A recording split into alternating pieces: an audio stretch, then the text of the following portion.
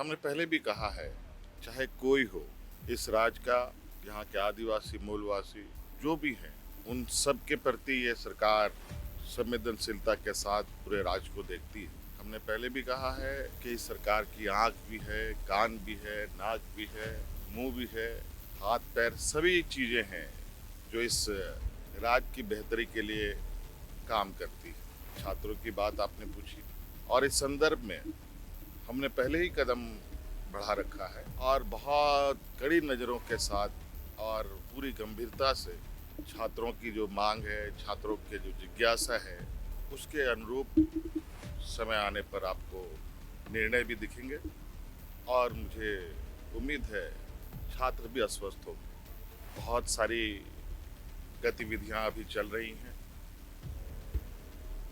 और जिस तरीके से जांच टीम सक्रिय है, कहीं पर भी किसी भी तरीके की गलतियां हुई हो या हो रही हो, उन सभी चीजों को खंगाला जा रहा है और निश्चित रूप से सभी चीजें आने के बाद सरकार की भी बातें, सरकार के भी निर्णय सामने आएंगे। कार्रवाई को करते हुए जेपीएससी को खंगाला है, कई अन्य जगह छापे पड़े हैं, लोगों की गिरफ्तारियां हुई हैं। इस पर जांच बहुत गंभीरता से हो रही है, यह छात्रों को समझने की बात है। राज्य सरकार को थोड़ा इतना समय मिलना चाहिए कि वो अपने तंत्र से एक निष्पक्ष जांच करा सके। छात्रों के बेचैनी का कारण यह भी है कि छात्र यह चाहते हैं कि लीक प्रूफ एग्जाम्स हो। राज्य सरकार भी यही चाहती है। आप लोगों ने देखा जिस कानून को, जिस विधेयक को राज्य सरकार विधानसभा में लेकर के आई, उसको पारित की ताकि लीक करने वाले लोगों को गंभीर से गंभीर सजा हो। केंद्र सरकार उसको अब अडॉप्ट किया है। झारखंड राज्य ही लीक प्रूफ एग्जामिनेशंस कैसे हो इसका मॉडल देगी। राज्य सरकार उस पर गंभीर है, माननीय मुख्यमंत्री जी गंभीर है और जल्द इसका रास्ता निकलेगा। रांची की सड़कों से आ रही तस्वीरों को नजरअंदाज करना मुश्किल है। सैकड़ों छात्र भर्ती प्रक्रिया में पारदर्शी और जवाबदेही यानी ट्रांसपेरेंसी और अकाउंटेबिलिटी की मांग को लेकर प्रदर्शन कर रहे हैं। पहली नजर में आंदोलन झारखंड लोक सेवा आयोग यानी जेपीएससी और झारखंड कर्मचारी आयोग यानी जेएसएससी से जुड़े हालिया विवाद तक सीमित दिखाई देता है, लेकिन यह केवल सतह है। आज जो गुस्सा सड़कों पर दिखाई दे रहा है वह लगभग 25 वर्षों से धीरे धीरे बन रहे एक गहरे संकट का परिणाम है। अगर यह आंदोलन को समझना है, अगर इस आंदोलन को ग्राउंड से समझना है, तो हमें झारखंड के गठन तक लौटना होगा। 15 नवंबर सन 2000 को जब झारखंड एक अलग राज्य बना, तब उसके साथ लोगों की उम्मीदें भी जन्मी। लोगों को केवल एक नया राज्य नहीं चाहिए था, वे ऐसी सरकार चाहते थे जो स्थानीय आकांक्षाओं को समझे, राज्य के प्राकृतिक संसाधनों का अधिक न्यायपूर्ण उपयोग करे और अपने युवाओं के लिए अवसर पैदा करे, अपॉर्चुनिटीज पैदा करे। एक पूरी पीढ़ी के लिए सरकारी नौकरी उस वादे का सबसे ठोस प्रतीक बन गई। नए विभाग, नई संस्थाएं और विस्तारित प्रशासन से उम्मीद थी कि वे उन दरवाजों को खोलेंगे जो वर्षों से बंद पड़े थे। लेकिन नए राज्य के सामने चुनौतियां भी कम नहीं थी। विभागों का गठन करना था, सेवा नियम बनाने थे, कैडर का पुनर्गठन करना था और प्रशासनिक संस्थाओं को खड़ा करना था। ऐसे में झारखंड लोक सेवा आयोग की स्थापना अनिवार्य थी। जेपीएससी का काम उन अधिकारियों की भर्ती करना था जो राज्य प्रशासन की रीढ़ बनते। कुछ वर्षों बाद सरकार ने झारखंड कर्मचारी चयन आयोग का गठन किया, लेकिन एक ही संस्था बढ़ती भर्ती आवश्यकताओं को संभालने में सक्षम नहीं थी। जेएसएससी को शिक्षकों, लिपिकों, पुलिस कर्मियों, सचिवालय कर्मचारियों और अन्य समूह गौ सेवाओं की भर्ती की जिम्मेदारी दी गई, जिन पर सरकार का रोजमर्रा का कामकाज टिका होता है। कागज पर यह व्यवस्था पूरी तरह तार्किक थी। असल समस्या तब शुरू हुई जब ये संस्थाएं समय पर पारदर्शी और भरोसेमंद भर्ती प्रक्रिया देने में लगातार संघर्ष करने लगी। जेपीएससी की शुरुआती संयुक्त सिविल सेवा परीक्षा जल्द ही विवादों में घिर गई।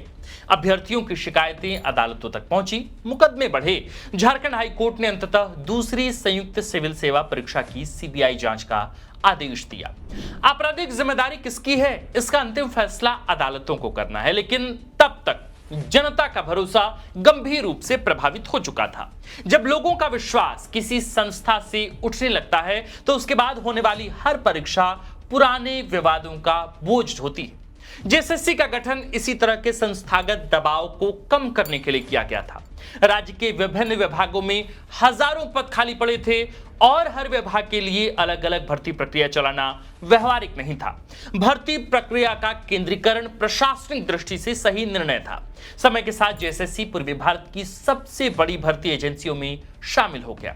इसकी परीक्षाओं में अक्सर लाखों अभ्यर्थी शामिल होते हैं, क्योंकि यह शिक्षक, पुलिस, राजस्व कर्मचारी, कल्याण विभाग, तकनीकी सेवाओं और कई अन्य सरकारी पदों की भर्ती करता है। ऐसी किसी भी परीक्षा में व्यवधान केवल उम्मीदवारों को नहीं बल्कि पूरे प्रशासनिक ढांचे को प्रभावित करता है।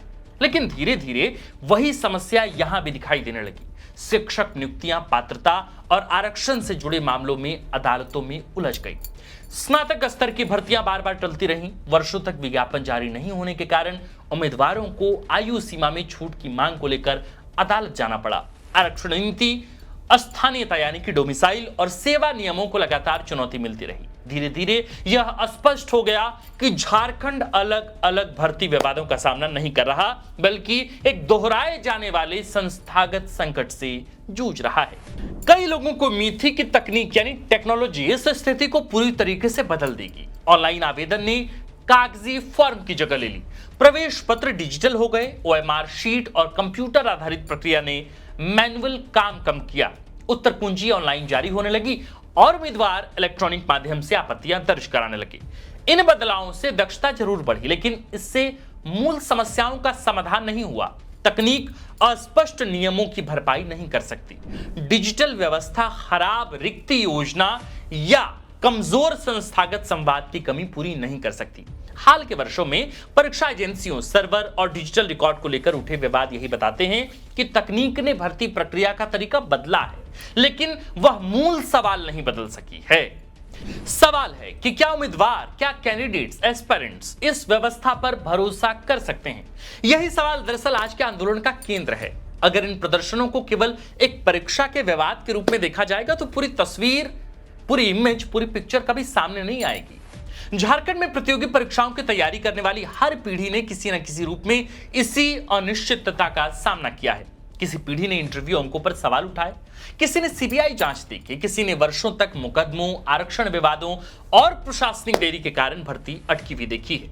आज के छात्र डिजिटल पारदर्शिता और परीक्षा तकनीक पर सवाल उठा रहे हैं। परिस्थितियां बदली हैं, लेकिन चिंता वही बनी हुई है। इस अनिश्चितता की सबसे बड़ी कीमत सरकारी रिपोर्टों में दिखाई देती है।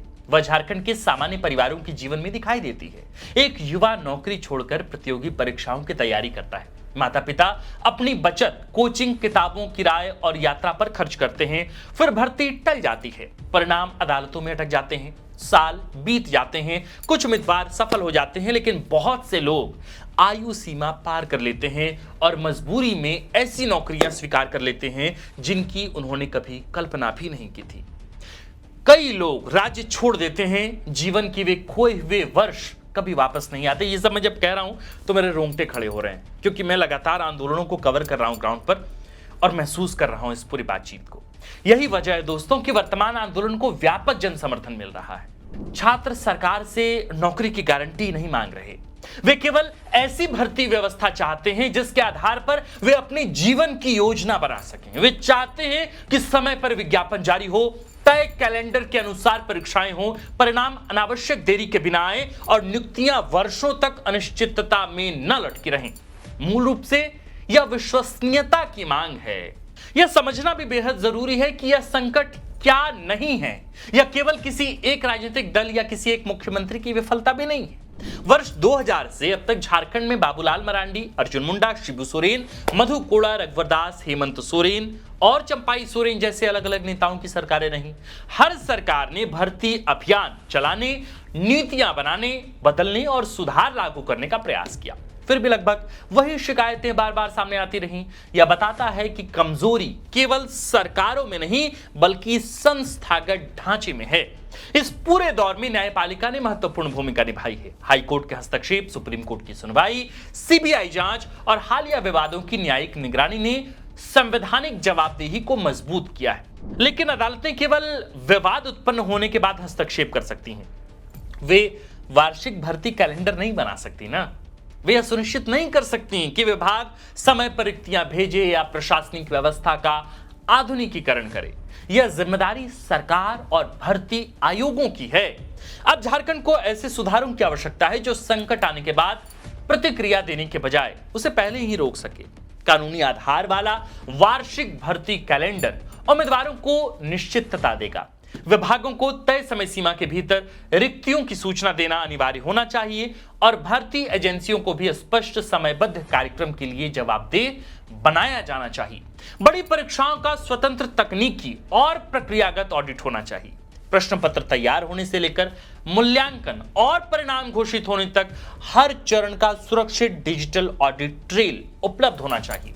जेपीएससी और जेएसएससी में अस्थायी कानूनी तथा संचार प्रकोष्ठ भी होने चाहिए ताकि उम्मीदवारों की शिकायतें वर्षों तक मुकदमों में बदलने से पहले ही सुलझाई जा सके। प्रभावी संवाद कोई अतिरिक्त सुविधा नहीं बल्कि संस्थागत विश्वसनीयता का महत्वपूर्ण हिस्सा है। बहस केवल रोजगार तक सीमित नहीं है दर्शकों, भर्ती व्यवस्था सुशासन का भी सवाल है। शिक्षकों के खाली पद स्कूलों को कमजोर करते हैं। पुलिस की रिक्तियां कानून व्यवस्था को प्रभावित करती हैं। स्वास्थ्य सेवाओं में खाली पद इलाज की गुणवत्ता घटाते हैं। राजस्व और विकास विभागों में कर्मचारियों की कमी प्रशासन की गति धीमी कर देती है। हर लंबित नियुक्तियां सीधे राज्य की सेवा क्षमता को कमजोर करती है। राज्य गठन के 25 वर्ष बाद झारखंड एक महत्वपूर्ण मोड़ पर खड़ा है। वर्तमान छात्र आंदोलन को लेकर राजनीतिक टकराव या कानूनी व्यवस्था की चुनौती मानकर खारिज नहीं किया जाना चाहिए। इसे सार्वजनिक संस्थाओं में विश्वास दोबारा स्थापित करने के अपॉर्चुनिटी के तौर पर, अवसर के तौर पर देखना होगा। रांची की सड़कों पर खड़े युवा केवल एक सवाल पूछ रहे हैं, क्या झारखंड ऐसी भर्ती व्यवस्था बना सकता है जो पारदर्शी हो, समयबद्ध हो और जनता के भरोसे के योग्य हो? झारखंड का निर्माण इन विश्वास के साथ हुआ था कि उसकी सबसे बड़ी ताकत केवल उसके खनिज संसाधन नहीं बल्कि उसके लोग हैं। उस वादे को पूरा करने के लिए केवल रिक्तियां घोषित करना या परीक्षाएं आयोजित करना पर्याप्त नहीं है। आवश्यकता ऐसी संस्थाओं की है जिन पर लोग स्वाभाविक रूप से भरोसा कर सकें, ट्रस्ट कर सकें। रांची के इस आंदोलन का असली मुद्दा यही है।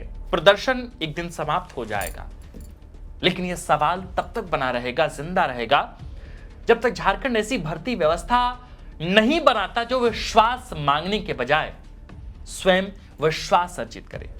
बहरहाल, आप आज की इस वीडियो रिपोर्ट को लेकर क्या सोचते हैं हमें कमेंट कर जरूर बताइएगा। हम यानी द फोर्थ पिलर की पूरी टीम दिन और रात, यानी सुबह एक टीम द फोर्थ पिलर उस ग्राउंड पर है, धरना स्थल पर है, और फिर रात में मैं स्वयं सुबह के 4-5 बजे तक वहां रहता हूं ताकि हर एक बारीक से बारीक चीज आपको वहां से ग्राउंड से दिखला सकूं।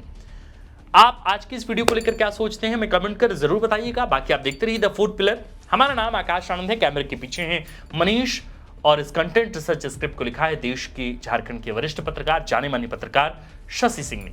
शुक्रिया।